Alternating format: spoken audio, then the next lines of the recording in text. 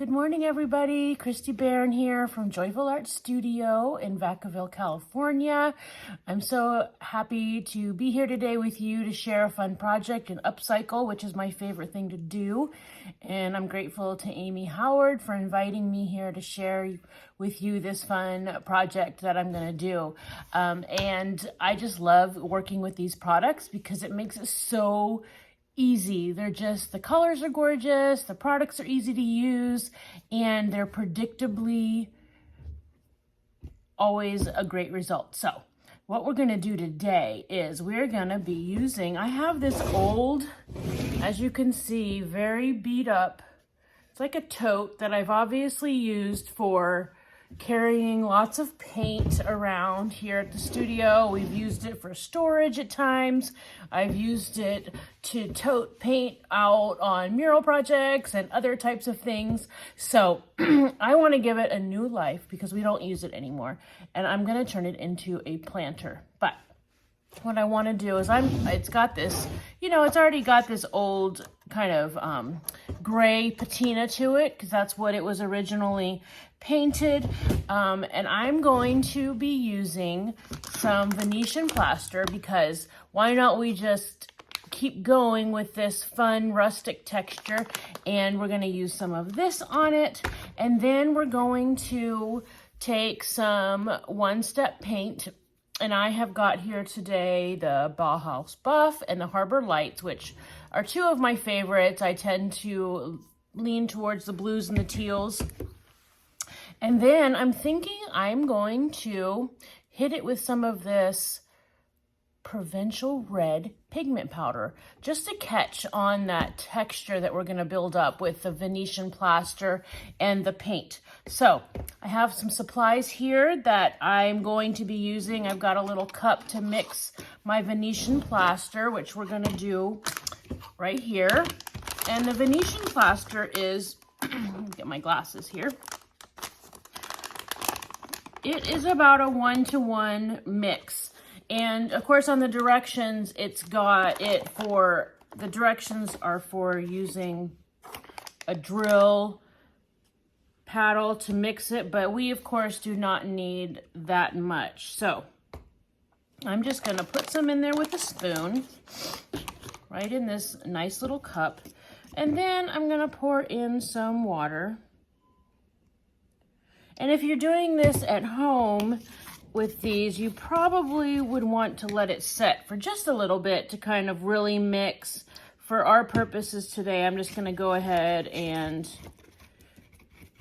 get it going. So I want it like the consistency of like a good toothpaste. See that? And if you need more, no sweat, you can just get some more in here. Use my finger. I'm a notoriously messy arts and crafts girl. So I use my hands a lot, but of course you can keep other little rags and cleaning things next to you. Like baby wipes are a great one. A wet rag. Just gonna make a little bit more. I've already done some of the sides of this tote, but I'm gonna just show you this one side because I wanted it to be good and dry. So I've mixed up, and I tend to just use these plastic spoons and forks here to give it a good mix.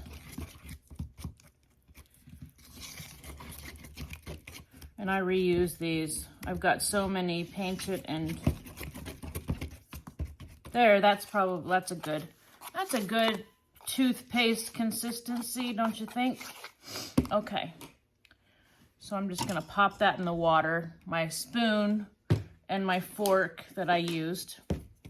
So now what I'm gonna do is I'm gonna take this, I'm gonna lay it flat so you can kind of see this side here that I haven't done yet. And I've got my paste here, and I have just a little inexpensive palette knife here. Just a cheapy plastic one. You can use you know, it'll be washable, so you can use whatever you've got, an old credit card or an old gift card, all those things, a piece of cardboard, anything would be great for that. So I'm just gonna take it, and you can see I've loaded up just a little bit there, and I'm just gonna drag it, and I'm doing it kind of lightly. I like to kind of hold it with my thumb and my ring finger because I want it to just drag and catch on whatever texture's already there, because this was made with some rough wood, so it was not an expensive tote by any means. It worked great for its use of toting paint to mural sites and off studio workshops that I've done. And so I'm just gonna let that catch. Some places it will, some places it won't. That's exactly what I want. See?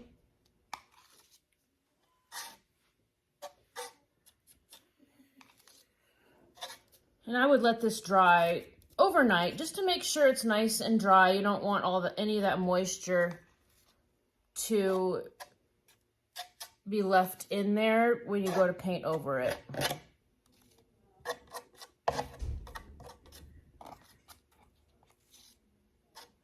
Just like so. I'm just going to kind of give this little side. I'm not going to worry about the inside. Just these little angles on the top part. I'm not going to do the handle either. There, so I think that's pretty good. It's kind of like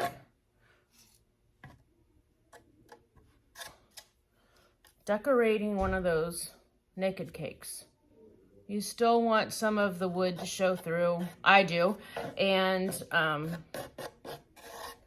not having it perfect.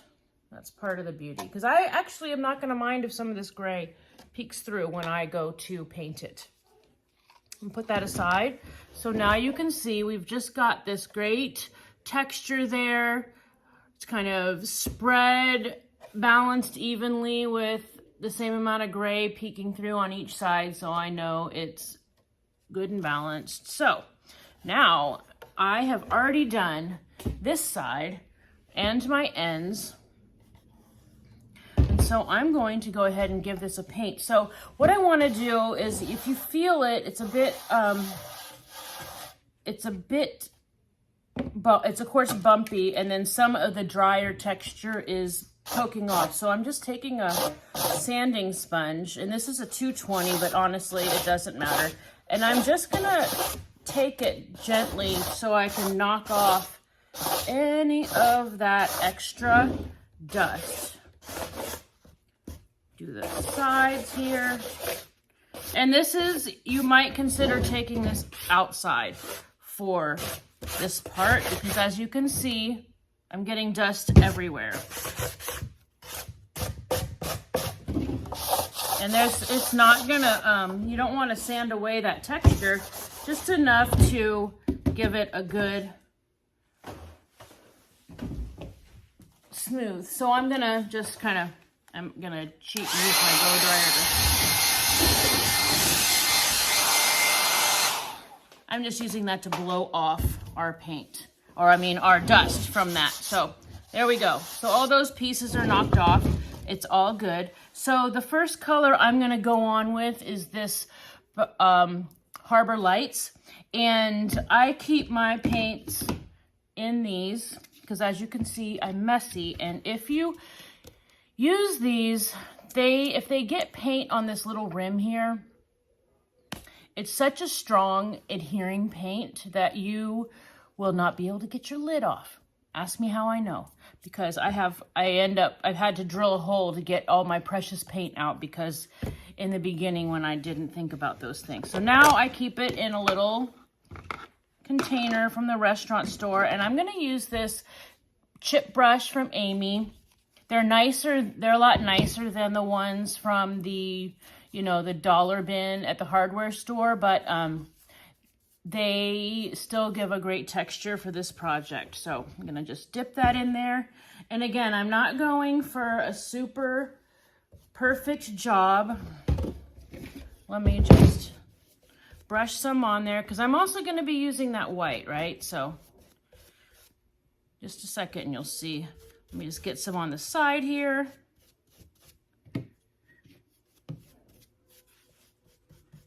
Green would also be a pretty color because I think I'm going to be using this as a planter. So I think green will be a nice touch.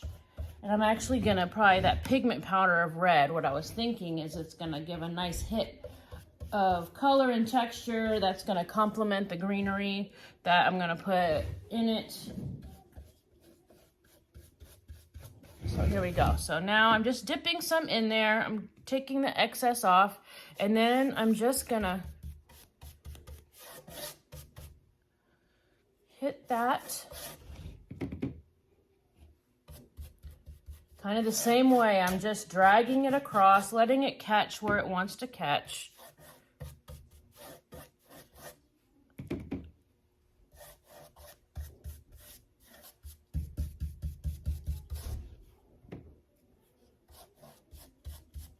Okay, so you can still see I've got some of that Venetian plaster showing through, a little bit of that gray.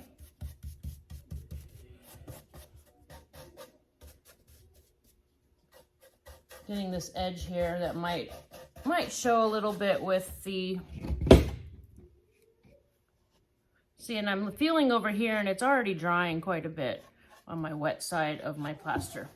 And I'm gonna just kind of come in here and get some of this part that might show with the plants. I'm not gonna go all the way down there, because once the plants are nice and full, it will not be that big of a deal. But of course, if you want a totally finished piece, then by all means, paint all the parts.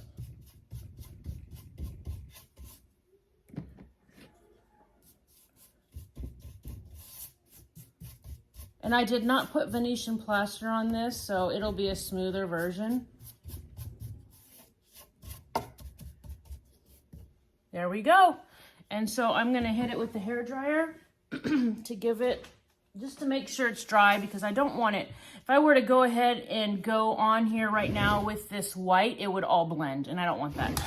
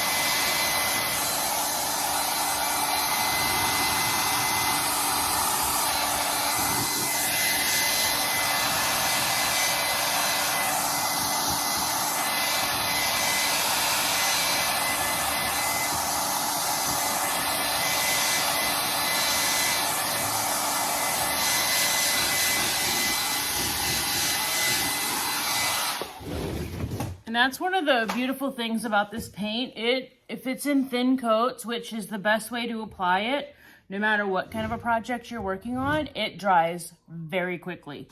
So I love that aspect of it. So you can keep going on a project and not have to wait lots of days for it to dry. So now I'm gonna open up my white, the Bauhaus Buff, which is this really beautiful white, and I'm going to take another chip brush and I'm going to do the same thing.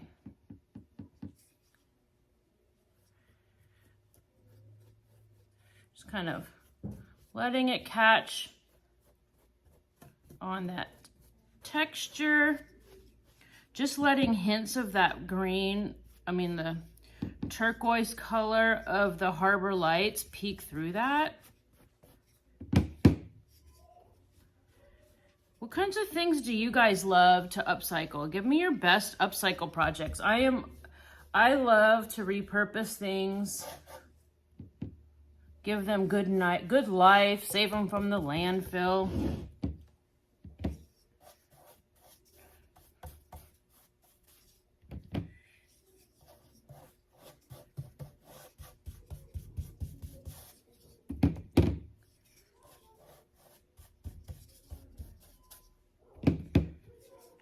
go.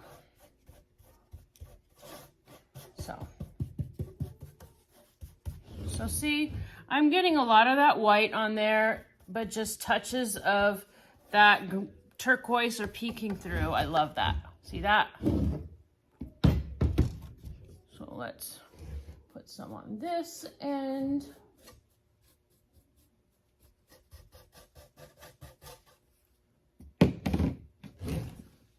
Get some over here. See, this is already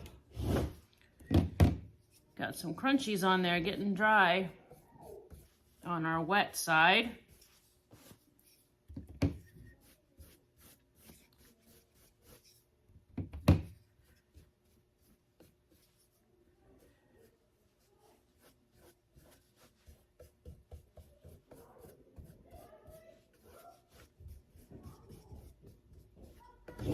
There we go. So got those all done. Now let's just hit this on here.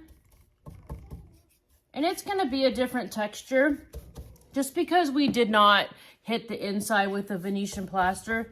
You could absolutely do that if you wanted.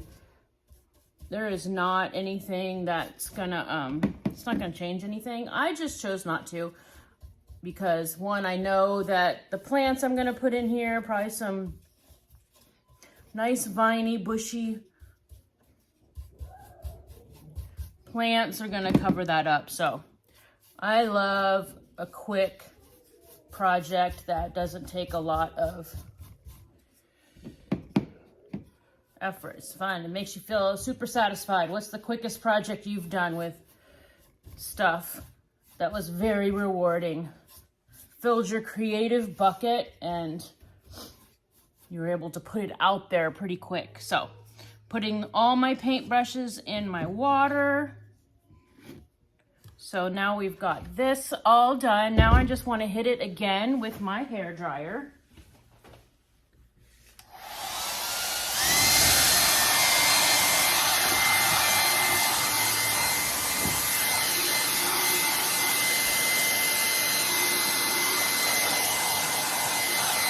That's under my eye.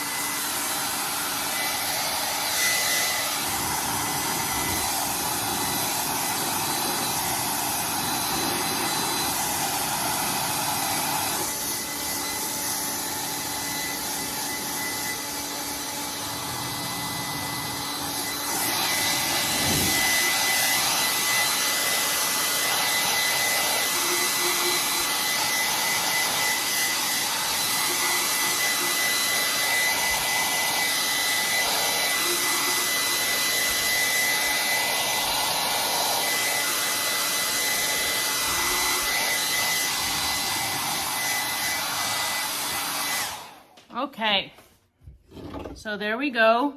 There is our painted tote with the blue peeking through, that texture, like you can hear that, but it's somewhat smooth from the sanding we did. So it looks awesome. And so now I would like to try something fun and new. They've got these beautiful pigment powders, which can be used in so many different ways. Mix it with resin, mix it with paint, use it like a mica powder as well to dust things. And so I'm going to use just a touch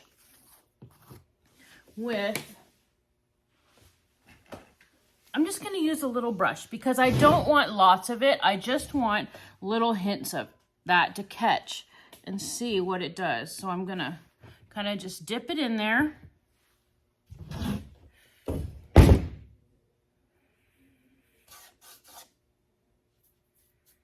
let it catch on some of these spots. Oh, and it's like flying everywhere. It is a powder, but.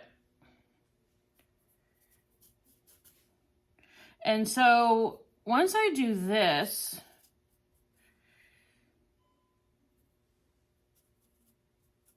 get it in a lot of those grooves.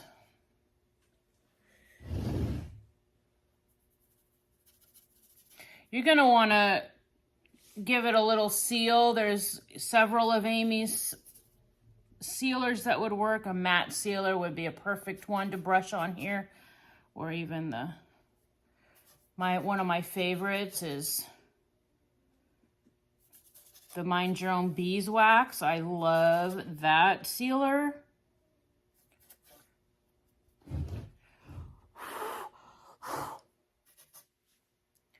And so I just like these little hits of red in some of these textured spots. There's another layer of interest. It kind of really pops up against this white and teal. And then with it being a contrasting color for the greenery, it will really make it shine. If you like a little bit of brightness in your decor, this is a great way to hit it with some color. You can see I'm just kind of touching up those spots, letting my brush gently catch on that texture. See? Come in here if you want.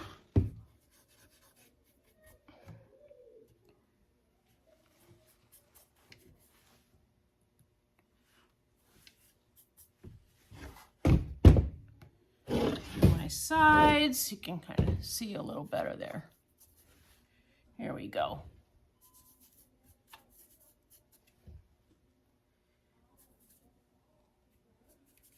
There.